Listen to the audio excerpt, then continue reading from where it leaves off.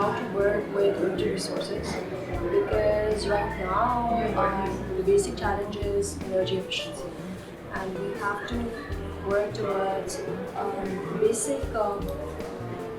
I would say the resources are used. 70% of the resources are used in construction industry.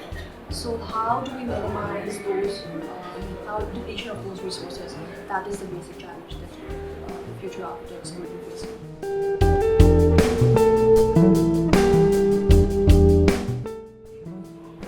Actually, that's a dilemma that we are facing, because locally, right now, we do not have a signature style of architecture.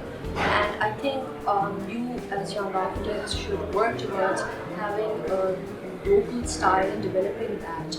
Because right now, what's happening is that we're replicating buildings, we're replicating monuments, we're replicating everything. So we really need to have this high time that we really need to have a local Lahori or Pakistani architectural style.